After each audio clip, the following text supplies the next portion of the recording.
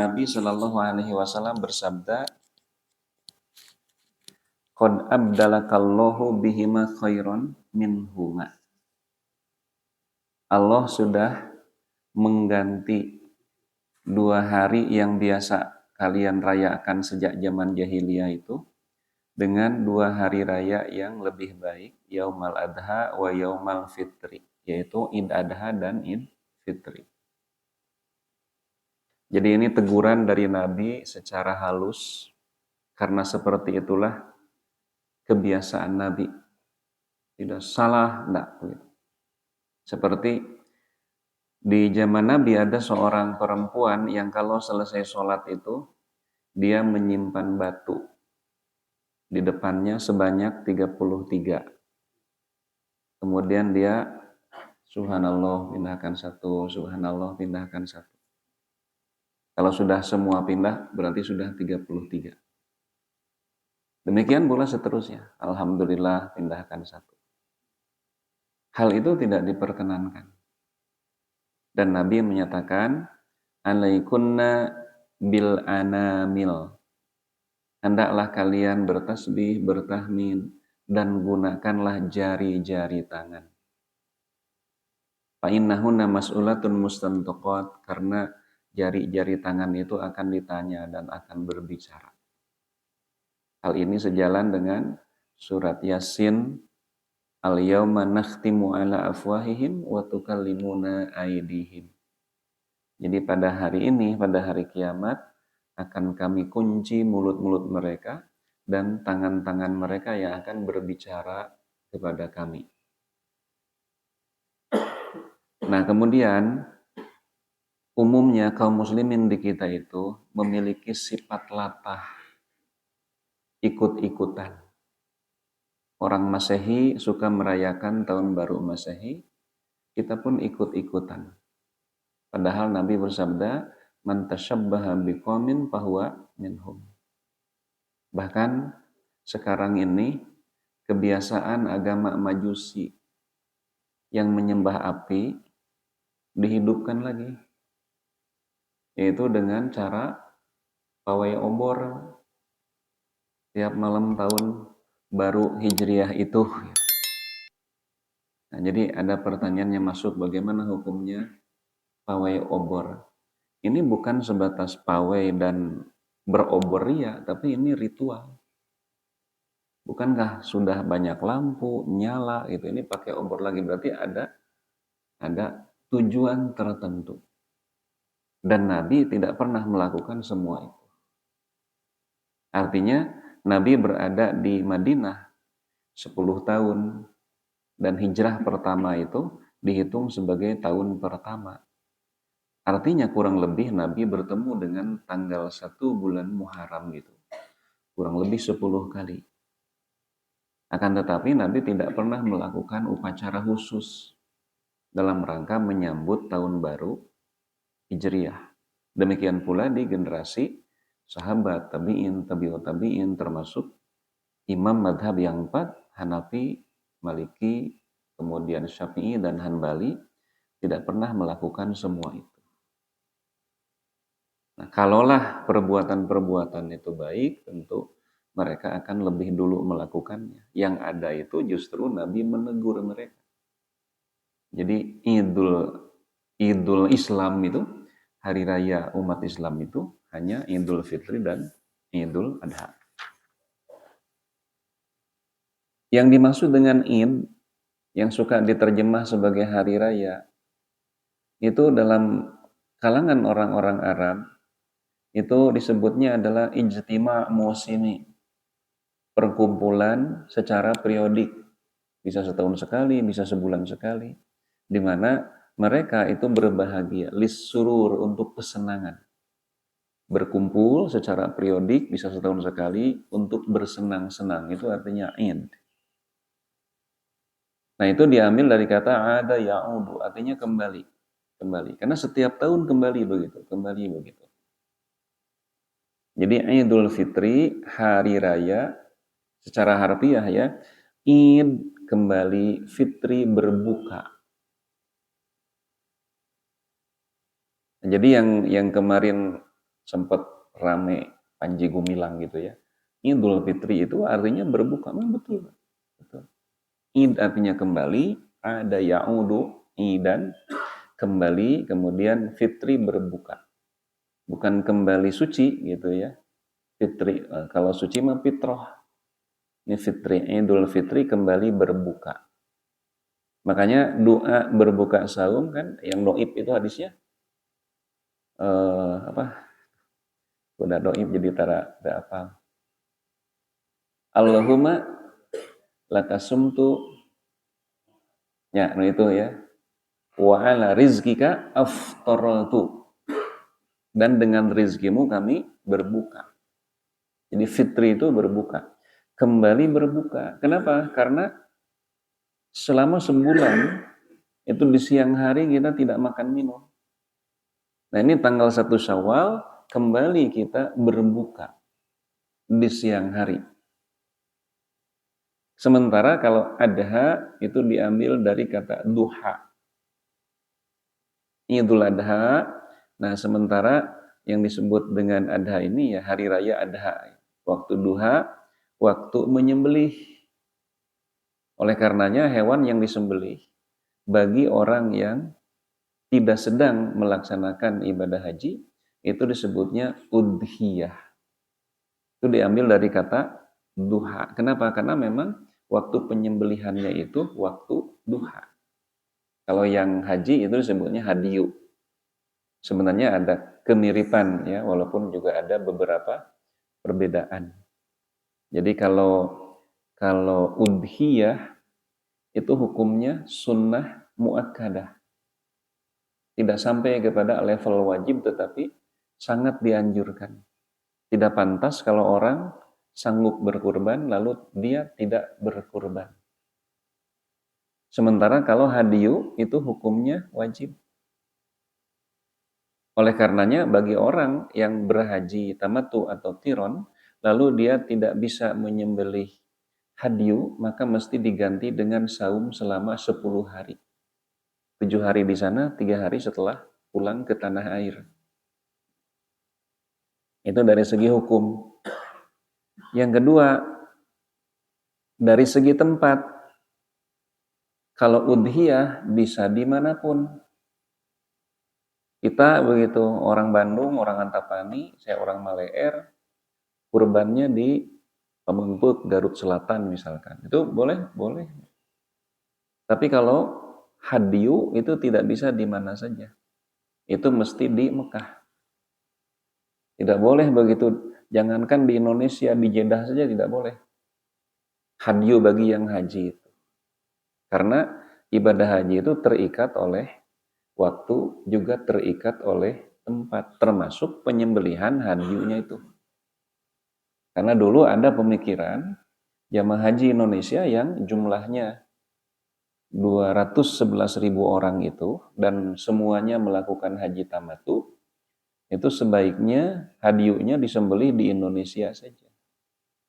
Ada yang punya ide seperti itu. Namanya Profesor Farid Masdar Masudi namanya. Bahkan dia mengusulkan lagi wukuf di Arafah itu tidak mesti tanggal 9 bulan Dzulhijjah, yang penting bulan haji saja, tanggal 9 Syawal juga boleh. Nah, cuma ini oleh para ulama yang tergabung di MUI pun ditentang bahwa ini sudah bukan kebebasan berpikir lagi, tetapi ini sudah merusak tatanan ibadah yang sudah mapan.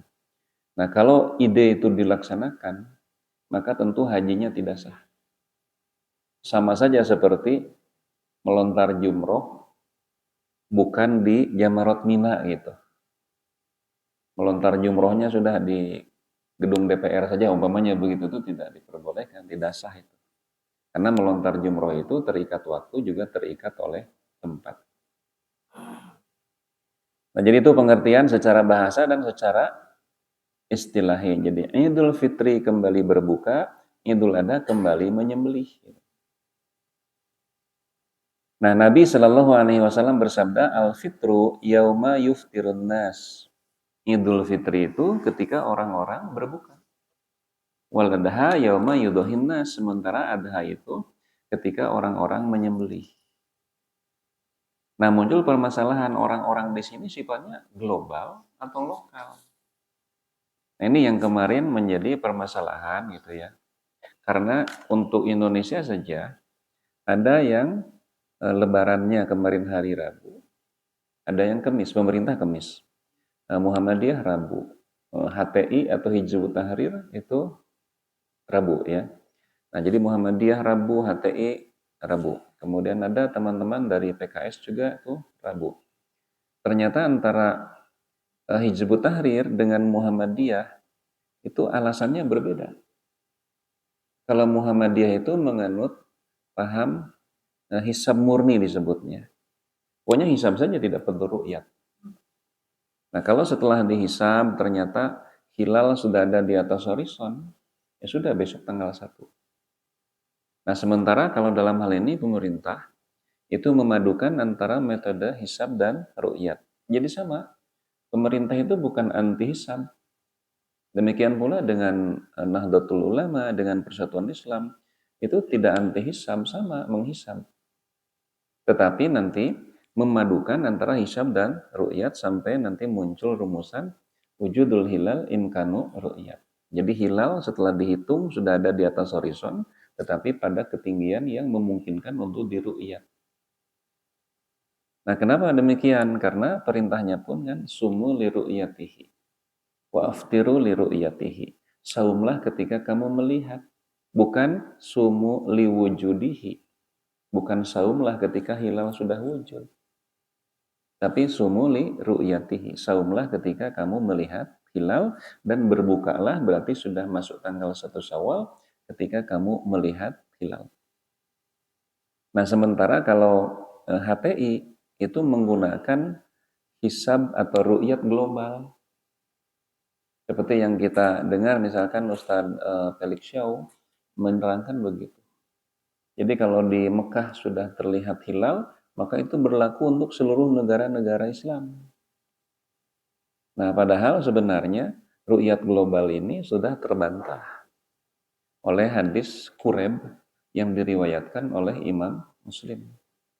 Nah, waktu itu Qureb mengawali Saum Ramadan, beliau akhir bulan Sa'ban posisinya berada di Syam dan beliau melihat bulan itu, melihat hilal itu ketika beliau berada di Syam atau di Suriah dan hal itu terjadi malam Jumat.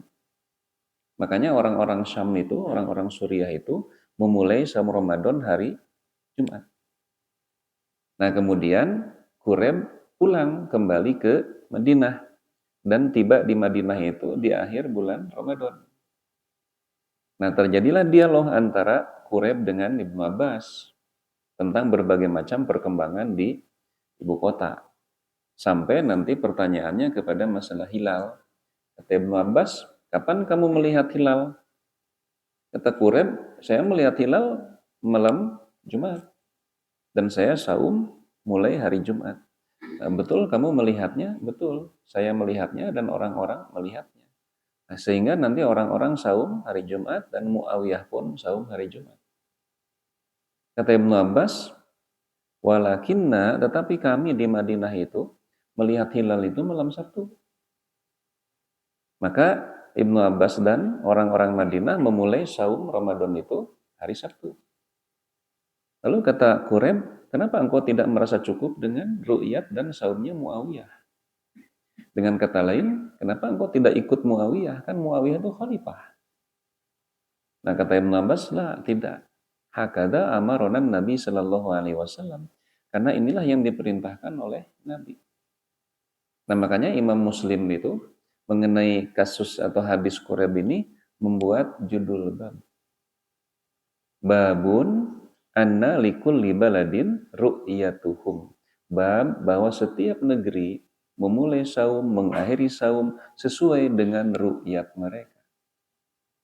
Wa idza ra'aul hilala, apabila mereka sudah melihat hilal, la yasbutu hukmuhu liman ba'uda minhum. Maka hukumnya tidak berlaku untuk negeri yang jauh dari negeri mereka. Jadi dengan kata lain, saru'yatna gitulah. Jadi sesuai dengan matla atau garis edar bulan. Nah, jadi hadis Muslim yang populer dengan sebutan hadis Quraib itu justru menyanggah adanya ru'yat global. Oleh karenanya nanti kasus Quraib ini juga menjadi penjelas bahwa sabda Nabi kepada Bilal, karena ketika Nabi sedang berada di masjid, Nabi ketemu dengan ada orang Arab gunung yang lapor kepada Nabi kemudian berkata, "Inni ra'aitul hilal, saya telah melihat hilal." Lalu Nabi tanya, "Apa kamu bersaksi bahwa tidak ada Tuhan kecuali Allah?" Qala na'am. "Apa kamu bersaksi bahwa Muhammad adalah Rasulullah?" Qala na'am. Artinya dia muslim.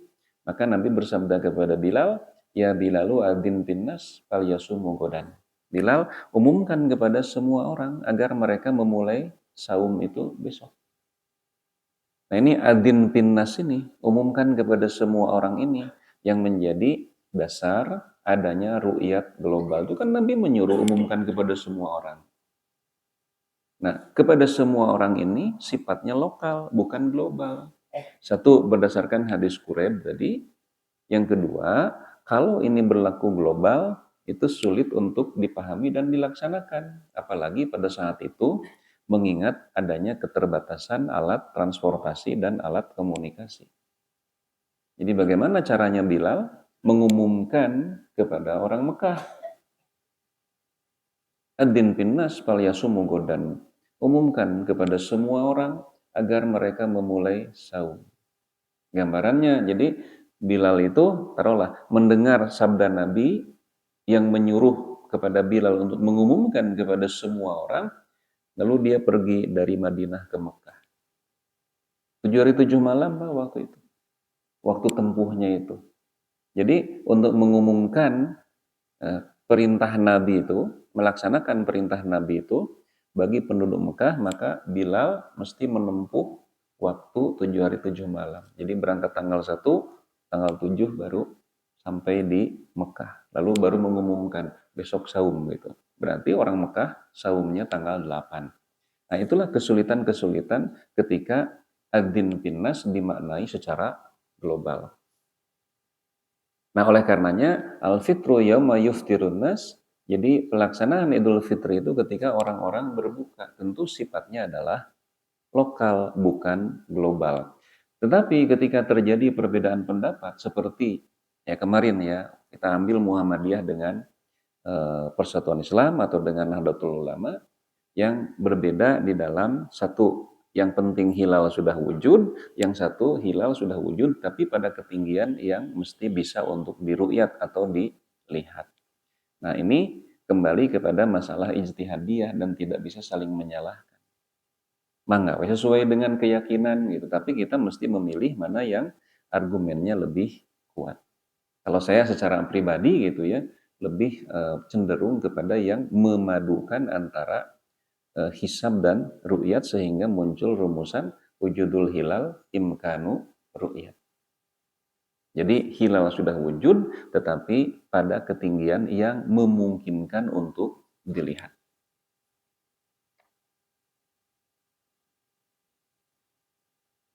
Wa an Abi Umair bin Anasin, dari Abu Umair bin Anas, an amumatin lahu minas sahabah. Abu Umair ini anaknya Anas bin Malik. Ini salah satu di antara anak Anas. Anas itu anaknya 80 orang anak. Pasti bapak-bapak mah nanya, dari berapa bibit? Pasti begitu ya. Nah ini karena Anas ini sempat didoakan oleh Nabi ya. Semoga Allah membanyakkan rizkinya dan memanjangkan umurnya. Dan Anas menjadi salah satu di antara orang kaya di Madinah, bukan hanya sebatas kaya kaitan dengan materi harta duniawi, tetapi juga beliau memiliki anak yang sangat banyak, yang tentunya anak itu adalah rizki. Jadi kalau orang tua dulu mengatakan anak itu rizki, banyak anak banyak rizki, betul, betul. Saya sampai saat ini masih dan insya Allah akan terus meyakini bahwa anak itu rizki, banyak anak itu banyak rizki. Tetapi bukan dalam artian gitu ya, ketika anak lahir itu langsung membawa beras 2 karung, bukan begitu. Jadi anak itu rezeki kan maknanya sangat luas sekali. Yang disebut rezeki itu tidak hanya sebatas materi, tetapi nanti pahala pun itu termasuk kepada rezeki. Ketika kita punya anak, taruhlah 2, soleh 2 anak teh gitu, rajin ibadah. Setiap kali anak kita saum, setiap kali anak kita sholat, anak kita sedekah, anak kita ibadah umroh, ibadah haji, kita sebagai orang tua akan kebagian pahalanya. Bahasanya begitu ya. Tapi bukan dalam artian pahala si anak itu habis atau berkurang karena dipindahkan kepada kita. Jadi setiap kebaikan yang dilakukan oleh anak kita, kita sebagai orang tua akan mendapatkan pahala. Dari mana? Dari jasa kita. Jadi anak kita dapat pahala dari amalnya, kita dapat pahala dari jasa kita yang telah, kalau ibu mengandung melahirkan, ya bapak mencari biaya untuk mensolehkan. Nah, tapi tidak berlaku kebalikan. Kumamun anak-anak doraka gitu ya. Apa orang tuanya kebagian dosa. Nah, bisa kebagian, bisa tidak. Si Kabil membunuh adiknya Habil. Apa Nabi Adam kebagian dosanya? Tidak. Karena Nabi Adam tidak pernah mengajari anaknya untuk membunuh. Tapi kalau ada orang tua yang mengajari anaknya untuk nyopet, untuk judi gitu ya, untuk korupsi, lalu si anaknya itu melaksanakan ajaran orang tuanya, nah itu kebagian itu.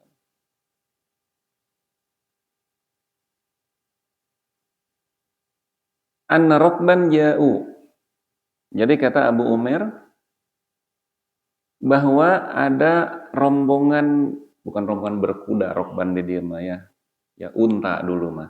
Jadi ada kapilah dagang ja'u yang datang, fasyahidu annahum ru'aul hilala bil amsi, lalu mereka bersaksi bahwa mereka telah melihat hilal kemarin. Jadi sudah tanggal 30 gitu ya. Karena di Madinah itu gumma, tidak terlihat. Jadi tanggal 29 bulan sebentar. Ya, tanggal 29 bulan Ramadan itu mereka mengamati hilal. Kan bulan bisa 29, bisa 30. Nah, ternyata terhalang oleh awan. Keesokan harinya tanggal 30 gitu ya. Jadi Nabi masih saum dengan para sahabat. Ternyata ada rombongan kapilah dagang yang datang, kemudian mereka bersaksi bahwa mereka telah melihat hilal. Tanggal 30 gitu. Padahal sebenarnya itu tanggal 1. Karena hilal sudah ada, sudah terlihat. Cuma di Madinah tidak terlihat karena terhalang oleh awan. Mendengar itu, maka Nabi fa'amaruhumun Nabi sallallahu alaihi wasallam an yuftiru. Maka Nabi menyuruh kepada para sahabat untuk berbuka. Sudah berbuka saja, jangan dilanjutkan karena ini bukan lagi tanggal 30 Ramadan, tapi ini sudah tanggal 1 Syawal. Kemudian wa idza asbahu an yagdu ila musallahum. Nah, apabila besok sudah masuk waktu subuh, berarti Nabi memerintahkan silahkan kalian pergi ke lapangan untuk salat Id. Jadi salat Id tanggal 2, Pak. Tetapi untuk kasus nah gitu ya. Tapi kalau sekarang memang kita tidak boleh gitu.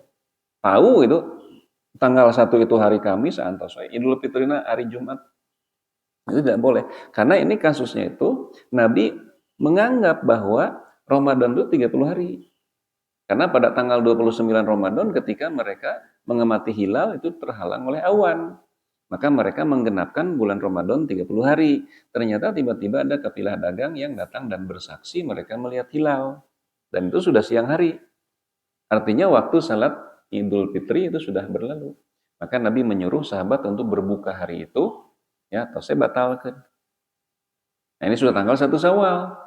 Tetapi pagi hari sudah lewat. Maka Nabi menyuruh sudah besok saja lakukan salat Idul Fitri. Kemudian dari Anas bin Malik, ia berkata, "Kana Rasulullah sallallahu alaihi wasallam la yagdu yaumal fitri hatta ya'kula tamarot." Nabi sallallahu alaihi wasallam tidak pergi ke lapangan untuk melaksanakan Idul Fitri hatta ya'kula tamarot, melainkan setelah makan beberapa butir kurma. Kemudian dari Abu Buraidah, dari bapaknya, sama ya hadisnya, cuma di sini ada tambahan, karena Rasulullah Shallallahu alaihi wasallam la yakhruju yaumal fitri hatta yat'ama.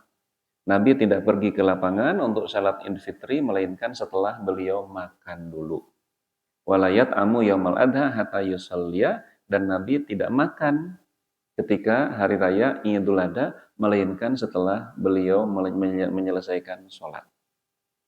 Ini sunnah saja. Jadi kalau Idul Fitri itu sebaiknya makan dulu. Nah, kenapa ini salah satu hikmahnya? Kan hari raya Idul Fitri itu haram saum. Nah, maka sebagai penguat haramnya saum, Nabi itu makan dulu. Beberapa butir kurma dalam hadis lain disebutkan witron, secara ganjil. 3 butir gitu ya.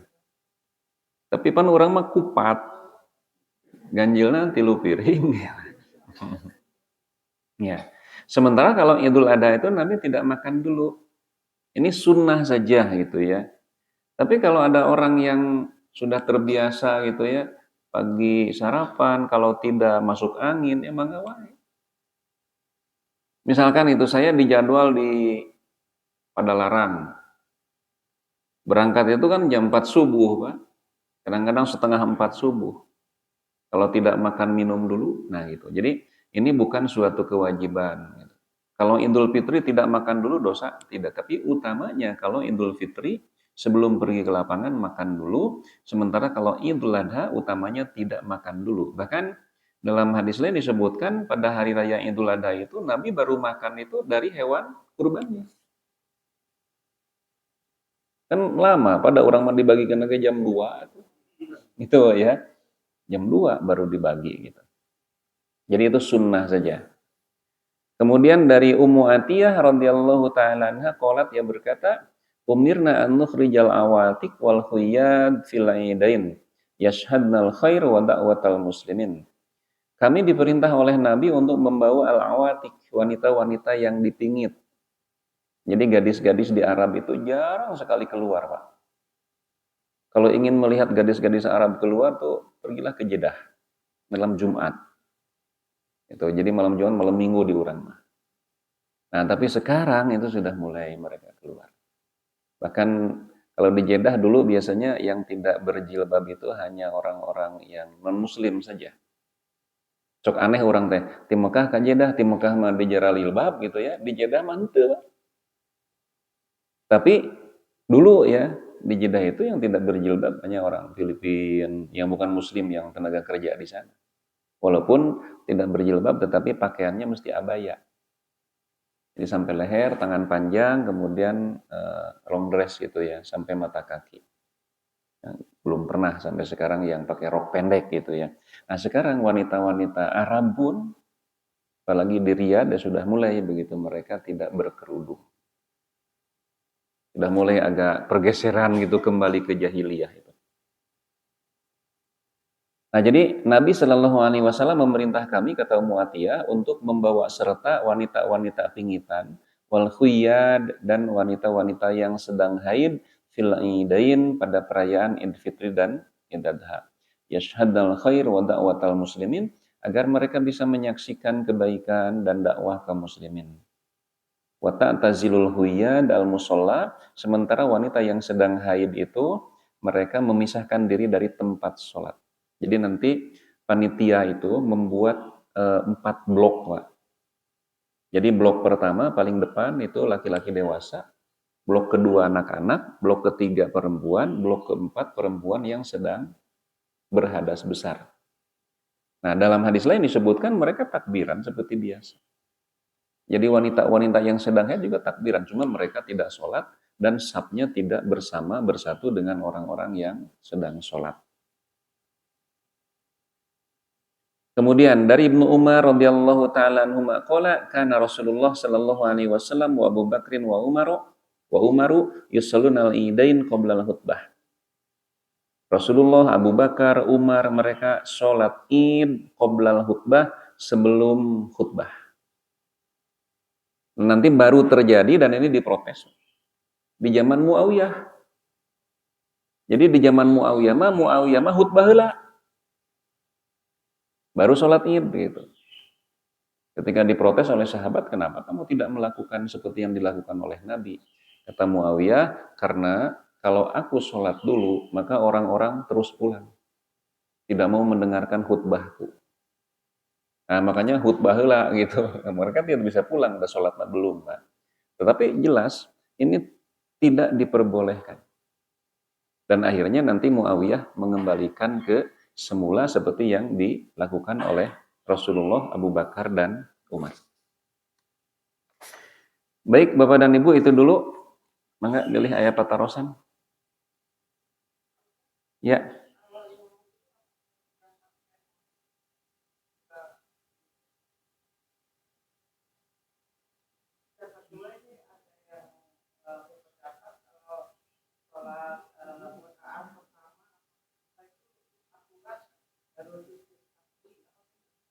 Ya. Jadi yang pertama menggunakan biji tasbih itu ya. Bahkan sekarang itu ada tasbih-tasbih yang digital ya, yang pijit-pijit gitu ya. Dulu di dalam buku Parasit Akidah namanya. Itu yang disusun oleh Ahmad bin El-Marzadik. Di sana disebutkan ada satu subjudul judulnya Aksamala. Aksamala judulnya itu. Nah, di sana diterangkan bahwa aksamala itu adalah batu-batu kemudian diikat dan biasa digunakan oleh bangsa Arya untuk memuji, menghitung pujian-pujian mereka kepada dewa-dewa mereka. Itu aksamala itu. Jadi aksamala itu batu yang diikat yang biasa digunakan oleh bangsa Arya ketika mereka menghitung pujian kepada dewa-dewa mereka. Nah, lalu aksamala ini oleh bangsa Arya dibawa ke Mesir. Nah, lalu dari Mesir ini diadopsi oleh Yahudi. Dari Yahudi diadopsi oleh Nasrani. Makanya di kalangan Nasrani ada yang disebut dengan rosario. Jadi kayak biji tasbih saja, cuma ujungnya salib gitu. Dan kalau berdoa mereka itu kan di depan Bunda Maria begini sambil pegang rosario itu. Ya, rosario. Nah, kemudian awal abad ke-8 Hijriah, Masehi, awal abad ke-8 Masehi, dan nanti rosario ini mempengaruhi orang-orang Sufi di Iran. Nah, bahkan nanti juga mempengaruhi orang-orang Buddha. Aksamala ini. Makanya kalau kita lihat dalam film Sun Gokong ya, ya itu si pendeta biksu ya, biksunya itu kan tasbihnya besar sekali. Jadi ini awalnya dari bangsa Arya. Dan kemudian kenapa jadi masuk ke Islam? Itu awal abad ke-8 Masehi, itu digunakan oleh orang-orang tasawuf, oleh orang-orang sufi untuk mengucapkan tasbih. Subhanallah, subhanallah, tasbih. Maka munculnya jadi namanya jadi tasbih itu. Jadi tasbih kalau di kita itu. Jadi secara kronologis begitulah sejarahnya. Tapi intinya bahwa berzikir menggunakan biji-biji tasbih atau nanti kemudian berkembang gitu ya dengan tasbih digital itu sebenarnya berawal dari kebiasaan bangsa Arya. Dan justru kan Nabi menegur kepada ibu itu cuma tegurannya halus. Alaikunna bitasbih wa tahlil wa takdis. Hendaklah kamu bertahlil, memasucikan Allah. Wa alaikunna wa akidanna bil anamil. Dan hitunglah dengan menggunakan jari-jari tangan. Kan jadi simpel sebenarnya. Ini kan 3 buku ya, 1, 2, 3. Jadi ini sudah 30 tambah 1, 33. Simpel sekali gitu. Nah, jadi itu teguran Nabi secara halus. Kemudian yang kedua, bagaimana kalau lupa bacaan surat? Jadi sujud sahwi itu hanya untuk lupa rukun. Ya. Yang namanya rukun sholat itu tadi, takbiratul ihram, bacaan Fatihah, ruku, sujud, i'tidal, kemudian duduk antara 2 sujud dan tahiyat, itu rukun. Tetapi kalau kita lupa tidak baca doa iftitah, itu tidak perlu sujud sahwi karena doa iftitah bukan rukun. Demikian pula nanti bacaan surat setelah surah Al-Fatihah itu bukan rukun. Dan hukumnya sunat. Jangankan lupa, sengaja pun kita tidak membaca itu tetap sah. Jadi tidak perlu sujud sahwi kalau kita lupa bacaan surat.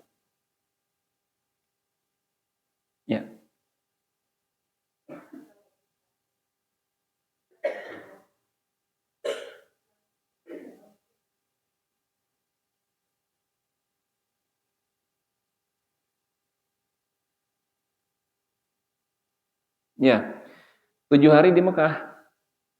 Eh, terbalik, mohon maaf. Mohon maaf.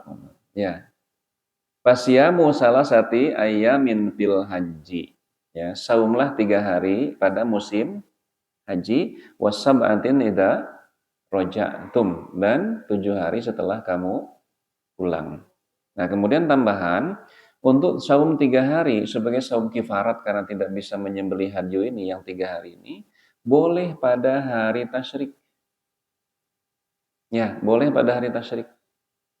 Padahal secara hukum pokok hari tasyrik itu haram saum. Akan tetapi untuk orang yang tidak bisa hadyu ya menyembelih karena uangnya tidak punya atau karena stok hewannya habis misalkan. Nah, sehingga dia tidak bisa menyembelih hadyu, maka saum yang 3 hari sebagai saum kifarat itu boleh dilakukan pada tanggal 11, 12, dan 13 bulan Dzulhijjah atau disebut dengan hari tasyrik. Ya, jadi betul 3 hari di Mekah, 7 hari setelah pulang. Ya, ya,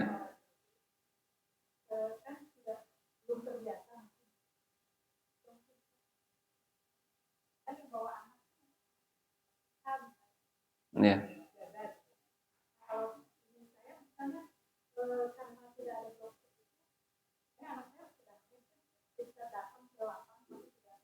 Ya.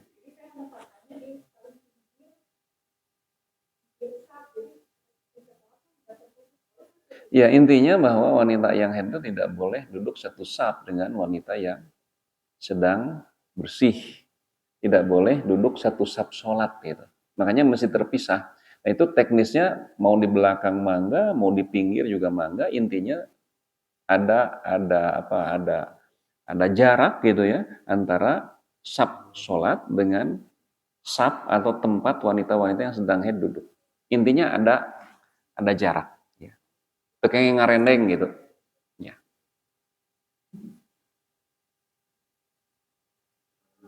Sekarang segitu sementawis ya. Wassalamualaikum warahmatullahi wabarakatuh.